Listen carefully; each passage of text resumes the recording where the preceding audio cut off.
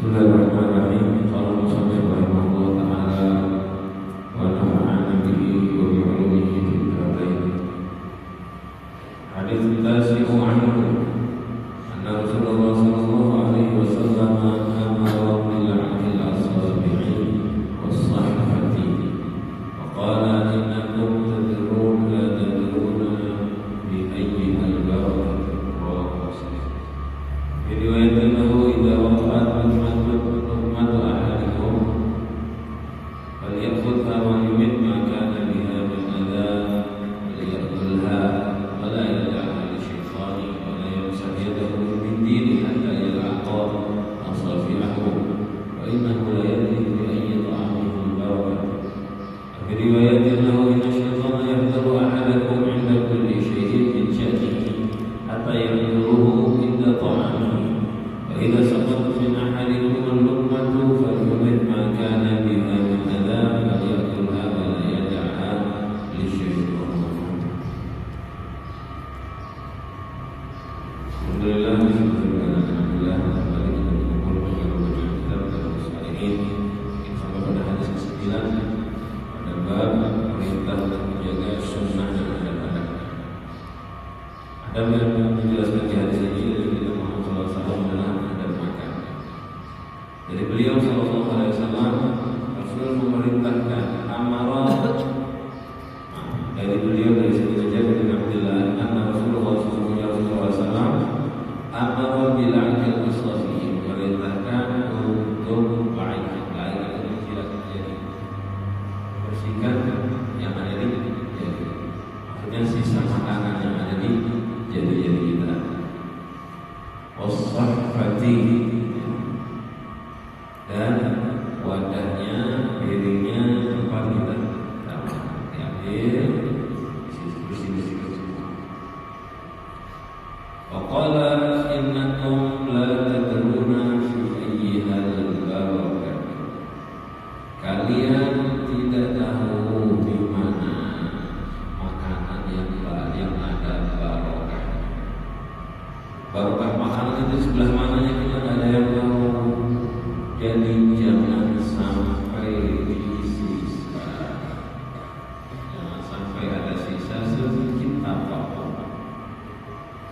Ya, di sini Rasulullah mengajarkan dua hal. Pertama, sesuai dengan makanan ini, makanan kita itu ternyata ada barokahnya. Makanan yang didapat dari manusia halal itu barokah. Cuma di mana letak barokah kita tidak tahu. Makanya disuruh menghabiskan semuanya, bahkan sisa-sisa yang ada di tangan kita bersihkan, jangan dibuang. Kenapa? Barangkali itu barokahnya ada di situ. Jangan sampai ada sisa kalau makan, habis total. Kalau kayak kita kan makannya nasi, jangan ada bahkan 2-3 butir tersisa, habiskan, bersihkan. Yang di jari aja disuruh dijilat, dibersihkan sisanya itu kalau makan pakai tangan. Biasa makan pakai sendok kan, dimakan gitu kan sendoknya. Kenapa membersihkan jangan sampai ada tersisa di sendok? Ini juga pakai jari gitu juga. Habiskan total. 1, barokah. 2, tawadhu, buat kita rendah hati. Itu hayatul takabiri, gayanya orang sombong makan tidak habis. Dulu supan di rumah orang makan langsung habis bersih, kita bilang lapar. Nanti di depan orang makan sampai begini. Bukan, justru itu akhlaknya orang bertawadhu, orang yang bertawadhu. Jadi biar kita tawadhu, biar kita dapat berkah makanan, habis total, bahkan dijilat yang ada di tangan. Itu kalau tangannya memang nempel makanan-makanan. Kalau dia makan pakai sendok, kan harusnya juga jadi dijilat. Nah, apa gunanya menjilat jadi? Ini kalau yang dulu makan pakai tangan, kayak ada sisa kuah, dicolek pakai jari, aduh jadi bersihkan. Nah, ini jadi tanpa kita sadari dikatakan oleh ulama. Kalau kita makan seperti ini kan ada barokahnya. Barokah inilah yang bikin kita kuat ibadah, bikin kita kuat melaksanakan taatan. Jadi barokah ini yang membuat makanan itu membuat kita jadi bagus. Karena itu kita makan kan ada gizinya, ada energinya. Energinya buat apa? Ada orang dapat energi makan, semangat maksiat, alhamdulillah. Entah ngomong maksiat, melihat maksiat, berjalan ke tempat maksiat. Kekuatan kita itu kan dapat dari makanan energinya. Nah, kalau makanannya nggak barokah, itu yang ditakutkan sama ulama, malah mendukung maksiat. Tapi kalau makanannya barokah, mendukung gerakan kita untuk satu tadi ya, dijilat, dibersihkan. Oke, riwayatin dan yang di piringnya tadi ya. Yang di piring itu bukan berarti piringnya yang jilat, tidak harus begitu. Ya bersihkan piringnya pakai jari, jilat atau pakai sendok. Nah, ada sendok kan, bersihkan total pakai sendok. Sendoknya diangkat makan, bukan piringnya harus dijilat seperti itu. Oke, riwayatin tambahan lagi dari Sayyidina Jabir bin Abdullah juga. Idza waqa'at luqmatu ahadikum, jika terjatuh suapan kalian, falyakhudha, ambil, falyumit ma kana biha min adza, lalu bersihkan kotoran yang kena di suapan kita yang jauh. Walyakulha, lalu disuruh makan. Wala yada'ha lisyaitan, jangan biarkan itu untuk setan. Saya makan, suapan saya terjatuh. Saya makan jatuh. Ini saya makan, saya makan jatuh. Apa yang saya kerjakan? Ambil selagi masih bisa digunakan. Ada kotorannya, diambil. Bisa nggak dibersihkan? Oh bisa.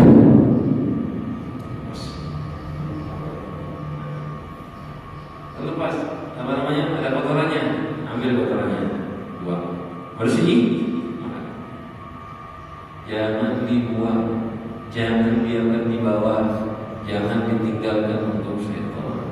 Ini juga sama, mengajarkan kita keberkahan, memberikan kita keberkahan.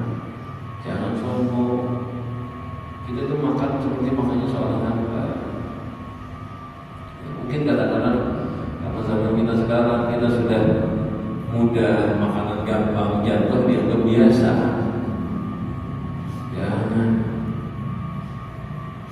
Jangan sampai dibiarkan begitu.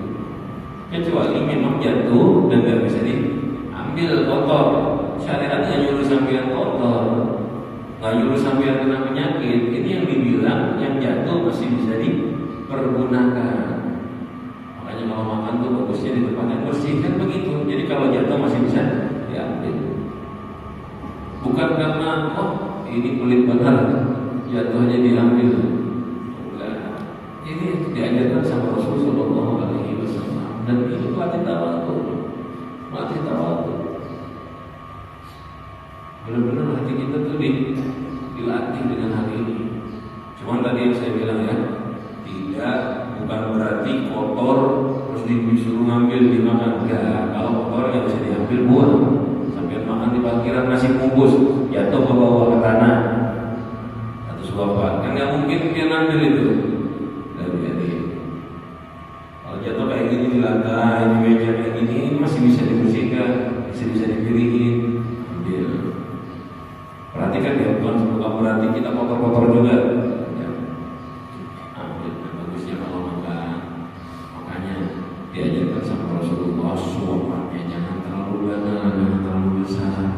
Biar apa? Biar bisa masuk ke mulut. Ambil 3 jari. Kalau kebanyakan biasanya itu yang sering tumpah begitu, nanti tumpah dari mulut atau lagi atau ke bawah. Jadi kan begitu ya. Wala yamsah yadahu bil mindil, jangan usah tangannya pakai tisu hatta yalqa asabi'ahu. Bukan tisu aja ya, mindil itu kain, tisu dan sebagainya. Sampai dia membersihkan jarinya. Tadi sama seperti hadis awal. Artinya bahasa kita tuh jangan cuci tangan dulu kecuali bersihkan jarinya. Dulu nggak kayak sekarang ada wastafel, ada air. Jadi orang tuh habis makan dilap pakai kain, untuk membersihkan kotoran yang ada di tangan. Dan makannya orang dulu sebagian tempat pakai roti, jadi nggak terlalu kotor tangannya. Makanya bila saya makan, diusap aja mereka cucinya pakai kain. Kalau sekarang kan cuci tangan sama aja. Sebelum kita cuci tangan, bersihkan dulu makanan yang ada di jari kita. Karena mulai dari itu ambil barokah. Karena kita nggak tahu di mana barokah yang ada di makanan kita. Ini sama seperti di awal, cuma tambahan kalau ada suapan yang jatuh diambil, jangan dibuang. Fi riwayatil lahu, dan dari riwayat juga sama hadis Jabir bin Abdullah.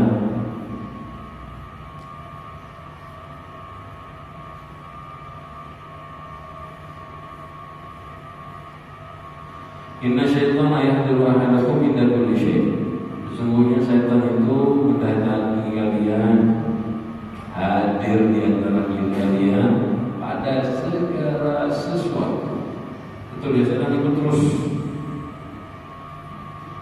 Hadir itu artinya ikut-ikut. Saat kita makan, dia ikut makan. Kita tidur, dia ikut tidur. Pakai pakaian, dia ikut. Bahkan berhubungan suami istri, dia ikut juga. Makanya disuruh baca bismillah. Baca bismillah agar setan tidak bisa ikut. Hatta yahdurhu inda ta'amihi. Dan setan hadir ketika kita makan. Nah, makanya diawali sebelum makan baca bismillah.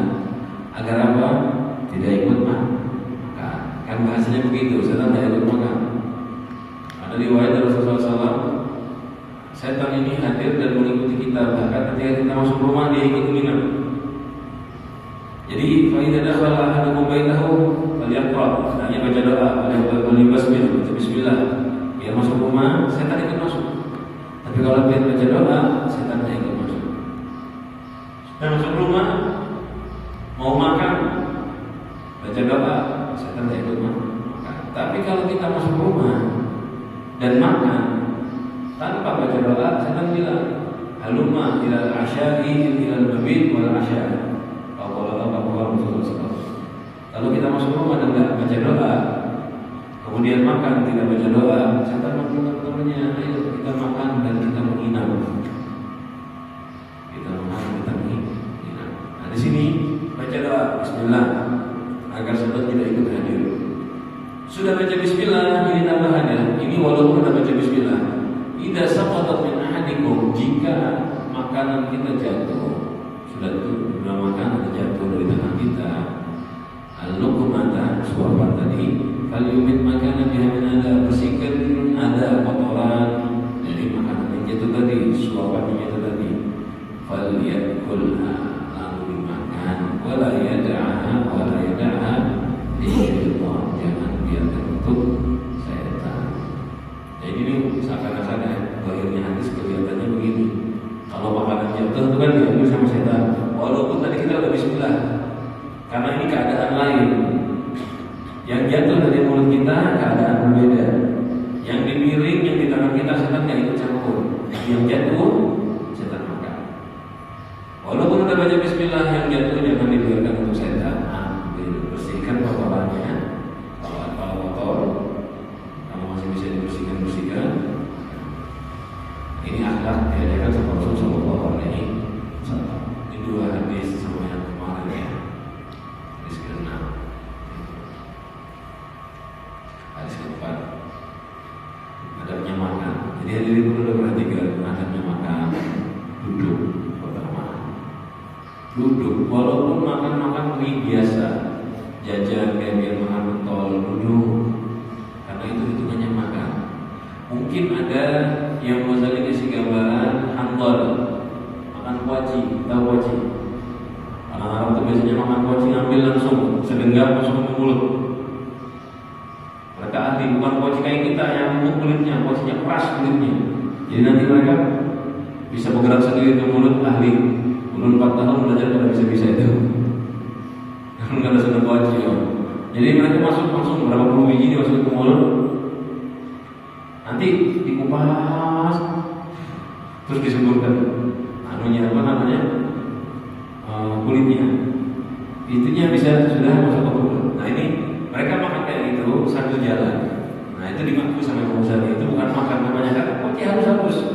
Kuacinya tuh kayak kuaci ini dari biji semangka, kuaci biji semangka. Jadi ngambil.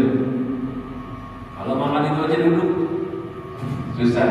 Dikiaskan mungkin kalau kayak sekarang permen kecil itu nggak ada masalah. Jadi ada yang diperbolehkan berdiri, itu di kitab Ihya yang Ghazali jelaskan. Ada yang kalau syekh istihad sangat kecil, jadi ambil kuaci satu sambil jalan nggak ada masalah. Cuma tetap duduk lebih bagus. Kalau makan berbentuk makanan, kue atau potong duduk.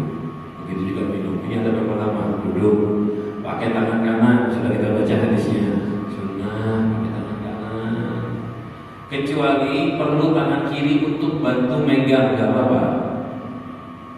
Kadang dulu ada roti dua, rotinya gana, jadi perlu disobek tangan kiri ikut. Tapi yang menyuap ke mulut tetap tangan kanan. Walaupun tangan kiri ikut bantu megangin, yang menyuap ke mulut tetap baca doa Bismillahirrahmanirrahim. Duduk, sunnahnya duduk di bawah. Ini logika saja. Sunnah makan duduk di bawah, bukan di atas meja. Rasulullah tak pernah makan di meja, maunya duduk di bawah. Dan kalau makan bersama bisa bergabung, lebih bagus bergabung. Kalau lama sebaik-baik makanan maka roti ayadi yang banyak tangannya. Artinya satu wadah makan bareng-bareng. Rasulullah makan bareng-bareng sama sahabatnya. Bekas pegangannya sahabat, cuilan sahabat, Rasulullah ngambil juga dari situ. Dijelaskan oleh ulama-ulama sirah, oleh Imam Ghazali di kitab Ihya juga ada di bab sejarahnya Rasulullah. Itu bekas sahabat, gigitannya sahabat, Rasulullah ngambil dari situ. Ingat tawadhunya beliau bersama. Duduk dan kalau makan suapannya kecil, 3 jari. Mungkin kalau kayak kita nasi bisa 3 jari, susah. Pakai 4 atau 5 jari diperbolehkan. Nah, kalau membolehkan, ada riwayat boleh sampai 4 jari. Dan kalau nggak bisa juga 4 jari, jadi pakai jari kelima. Itu cerita 3 jari itu, jangan sampai gambarkan murni persis kayak kita. 3 jari kan kalau lihat beras karo kayak apa coba pakainya biar makannya nasi subuh gitu. 3 jari itu makan roti, gandum, makanan berat, makanan apa namanya, potongannya besar.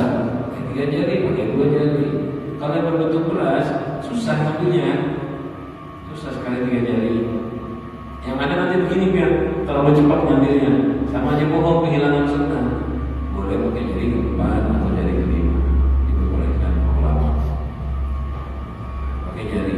Ya, sesuatu mungkin yang nggak bisa pakai jari pakai sendok. Kayak tadi, nah masakannya bentuk kuah,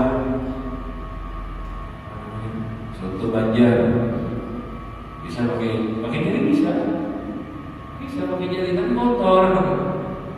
Ada alat sendok, nggak ada masalah pakai sendok. Yang hampir terus dibobok gitu. Terus airnya gimana? Pasti nggak bisa kan ambil airnya, harus wadahnya diangkat, kehilangan sunnah nanti. Yang masih bisa pakai jari, yang bisa pakai apa namanya, pakai sendok nggak apa-apa. Pakai sendok, cuman selagi masih bisa pakai jari, sunnah pakai tangan. Itu terus sama-sama. Jadi makannya menggunakan tangan, posisi jarinya, suapannya jangan terlalu besar dan jangan sampai tumpah. Jangan buru-buru kalau makan, jangan sampai tumpah. Biasanya begini, kalau dia makan bareng, jarinya dipegang kayak gini. bapak kejar dia ambil. Ini ada bersih kita, orang lain gak jijik melihatnya. Coba makan bareng kayak begitu. Kalau biar pakai piring, piringnya aja angkat-angkatin nggak apa-apa. Gak ada masalah ya pegang piring ya. Yang dilarang itu kalau ini piring bersama, biar angkat seorang yang angkat piring kita. Nah talam itu baru jangan. Kalau talam memang sudah sepiring, itu nggak ada masalah biar angkat, dipegang. Yang dikatakan makanan itu ditaruh, jangan diangkat dipegang seorangan. Itu yang dimakan bersama. Kalau yang udah jelas biar makan, kan susah, misalnya di bawah susah tumpah-tumpahan atau posisi badan kita gemuk, susah makannya, angkat nggak apa-apa. Daripada tumpah-tumpah, nggak apa-apa piringnya diangkat. Kalau ada yang jatuh diambil, jangan dibiarkan. Bersih ya. Dulu ada satu bapak, beliau ini paling berat masalah makan. Jadi anaknya cerita sama orang. Jadi pernah ada sisa makanan di piring nasi. Ini beliau orang Yaman, pergi ke Indonesia, nikah, punya anak di Indonesia. Anaknya kan pergaulannya umum sama teman-temannya, diajari sama bapaknya, kalau makan bersih. Itu nggak pernah ada namanya nasi tumpah di meja makanan, nggak pernah. Di meja makan nggak ada. Setiap ada jatuh semua dimakan. Meja itu cuma soal-soal. Pernah satu kali apa nggak ada sisa makanan kayak gitu, dibuang lah sama anaknya. Dibuang di tempat cuci, sampingnya tuh ada kayak posisi piring yang di bawah, dibuang. Subhanallah, banyak lewat. Itu gini aja cerita. Saya habis buang nasi kan kalau dia disuruh mungut nasinya. Jadi di tempat cuci piring, bayangin disuruh mungut nasi. Habis itu dia nggak pernah lagi buang nasi sampai sekarang. Karena pendidikan keras dari awalnya. Memang ya bukan disuruh makan ya, ini disuruh mungut, bukan disuruh makan karena udah kotor. Tetap disuruh mungut buat apa? Jangan buang-buang sembarangan. Dimungut memang dikasihkan hewan, semua makan hewan. Kita pun begitu, jangan buang-buang sembarangan. Hadirin sampean, alhamdulillah ya, kadang-kadang kita sudah cukup aja makan. Ada satu dua suap di piring kita, nggak kerasa kita biarkan, kita buang. Dia nggak tahu ada orang yang bekerja sehari semalam untuk dapat sesuap aja nggak cukup. 3 hari nggak dapat makan, ini masih banyak di tempat kita. Kita nggak menghargai itu. Kalau kita melihat mereka, bagaimana hidup mereka? Ini tanda kita mau syukur. Makanya ada orang-orang soleh yang berat kayak gitu, keras. Kenapa? Dia tahu susahnya orang yang makan. Ini kejadian dulu di zaman Jepang. Makanya keras seperti itu. Dulu ada orang minta dikasih nasi disebar. Kayak gitu dulu kita sama-sama punya jalan, ada yang minta makan dilempar, ambil dari bawah. Kita sekarang alhamdulillah nyaman. Ini perlu perhatikan ya, Kadang-kadang di majelis ilmu ada kayak gini. Biasanya habis majelisan makan nggak habis, dibuang. Hati-hati, kurang baik. Kalau bisa diatur, bikin rapi. Nggak bisa habis, ngambilnya sedikit-sedikit. Nggak apa-apa nambah, daripada sekaligus banyak terus dibuang. Mubadzir, mubadzir itu teman-temannya syaitan. Itu gayanya orang sombong, tidak dianjurkan di dalam Islam. Kita perlu perhatian benar ya. Cara makan kita ini sebetulnya membawa efek buat ibadah kita. Dari makan aja, seseorang itu sudah ketahuan gaya hidupnya sehari-hari kayak apa. Kalau kita makan berlebihan, tanda makannya malas taat, pasti begitu. Ini omongannya ulama, bukan omongan dulu. Orang yang makan berlebihan terus, kalau sesekali ada acara makan banyak, tak apa-apa. Yang dilarang itu tiap hari, banyak terus, nyaman terus. Ini penyebab dia malas taat. Makan dan mengerjakan sunnahnya Rasul. Dicurigai berarti kebanyakan waktunya mengerjakan sunnah Rasul. Soalnya makan ini kan pekerjaan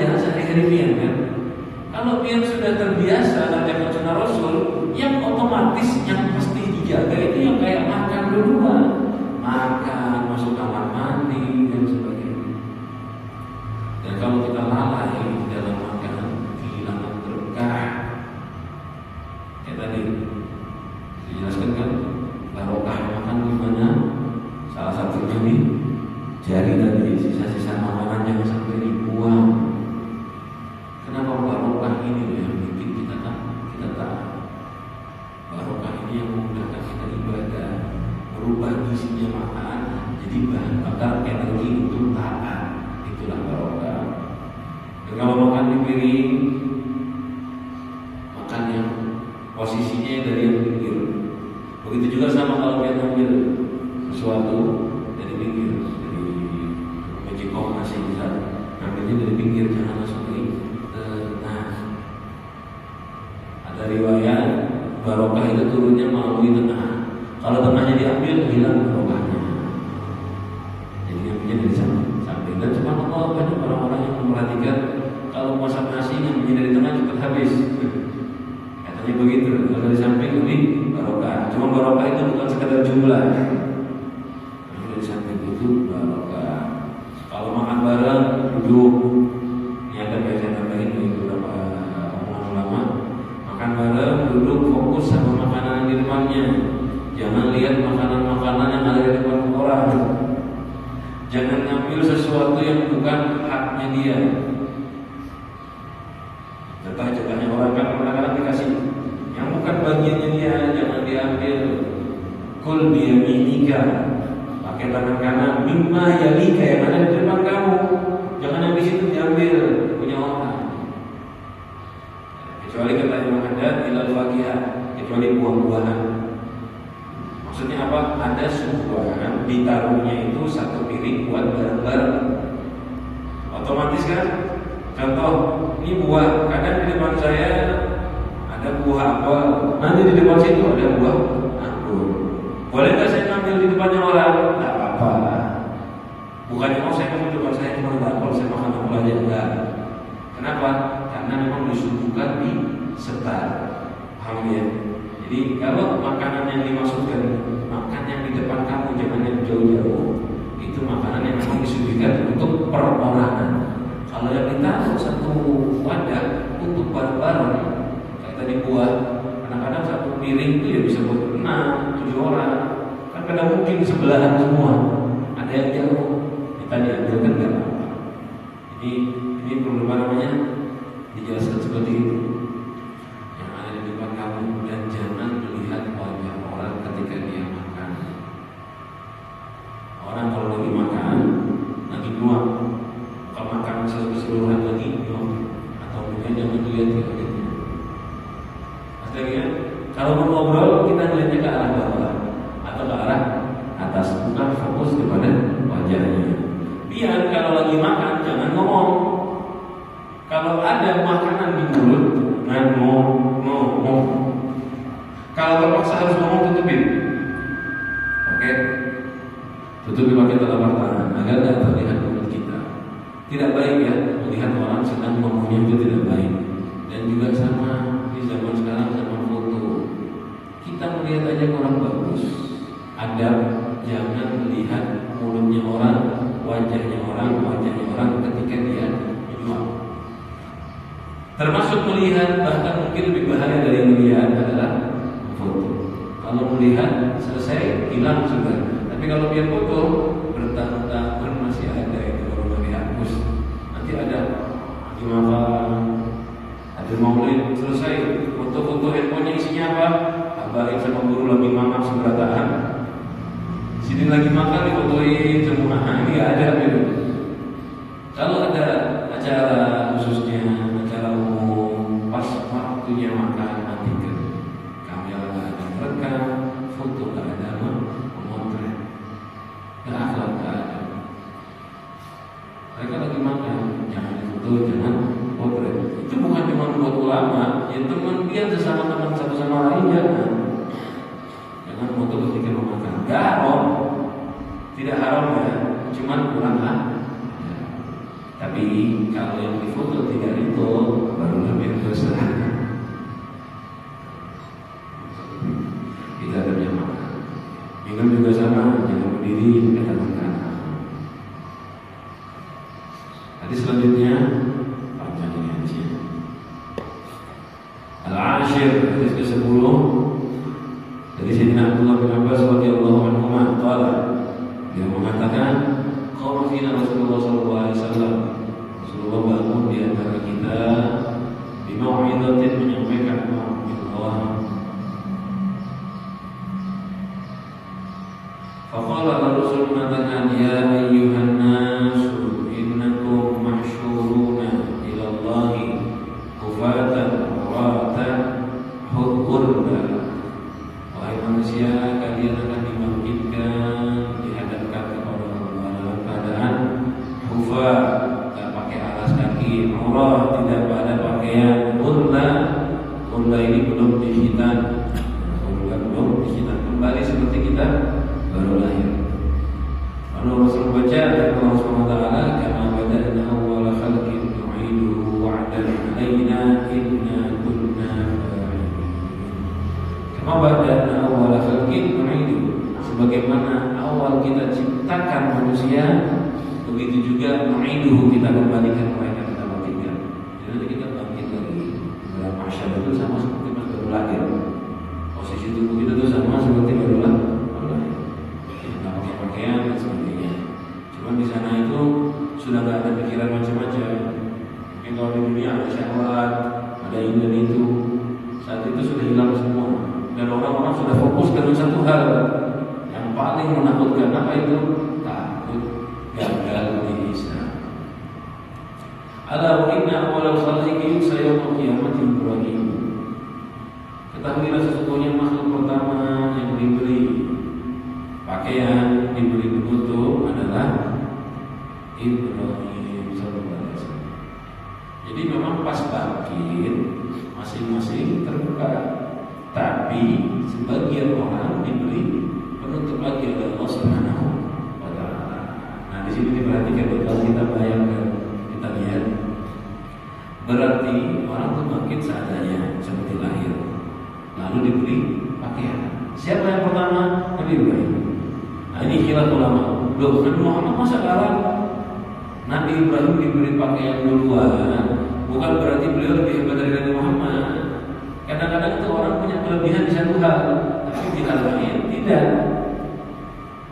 Contoh nanti di akhirat, Nabi Ibrahim duluan yang dikasih pakaian baru Rasulullah SAW. Apa tanda Nabi apakah itu tanda Ibrahim lebih mulia dari Rasulullah SAW? Tidak. Cuma beliau punya dulu di bab ini. Kenapa? Kalau Nabi Ibrahim duluan, satu, dalilnya Allah mengatur itu ingin memuliakan Nabi Ibrahim. Ada yang kedua, riwayat kedua, karena Nabi Ibrahim itu ketika dibakar sampai habis pakaiannya terbakar, atau ada yang mengatakan dilemparkan tanpa busana sama sekali ke dalam api. Jadi di akhirat dimuliakan, ditutupi. Nah, bukan berarti terus para nabi kelihatan ya, digambarkan pas bangkit tidak ada busana, tapi bukan berarti mereka dilihat di orang-orang. Tidak ada yang melihat, tertutup hijab mereka. Kan kayak kita lahir nggak pakai baju, orang-orang tahu nggak? Enggak, karena sudah ditutupin. Nah, itu gambarannya begitu. Nabi Muhammad, para nabi mungkin begitu, bangkit. Memang yang dikasih baju dulu Nabi Ibrahim, tapi bukan berarti nabi-nabi ini terlihat auratnya, bukan berarti begitu. Kita nggak tahu nanti kayak apa di sana.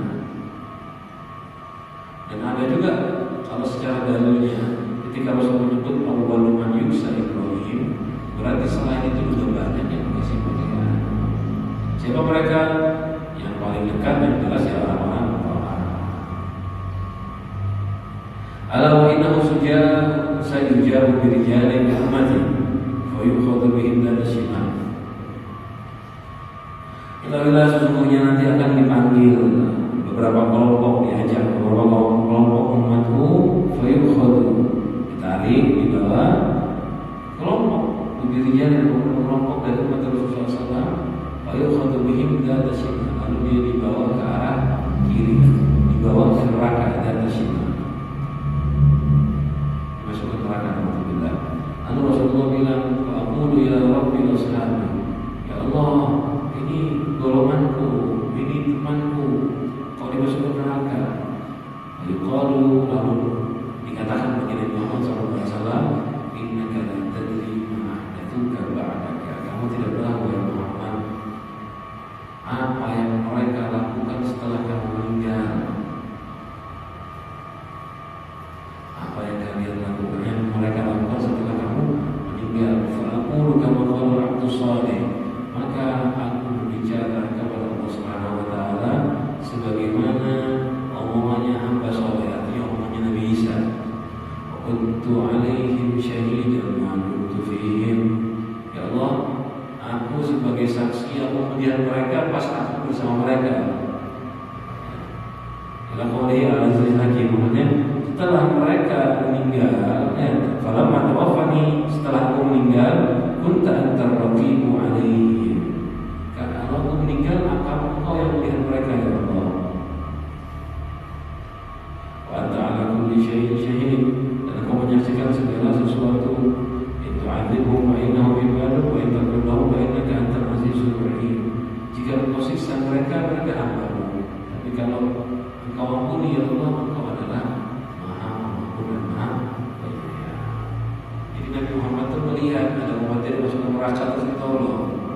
Allah bilang, Muhammad, kamu tahu apa? Bagaimana mereka? Mereka sudah berubah ajaranmu. Setelah kamu meninggal, mereka berubah. Jadi akhirnya ya Allah, pas hidup aku tahu, setelah meninggal, engkau yang Maha tahu. Ampuni mereka ya Allah. Minta maaf. Dimintakan pengampunan dari Rasulullah SAW. Tetapi ringkas nanti kita bahas lagi bagaimana akan datangnya. Kalau ini ada lagi dikatakan kepada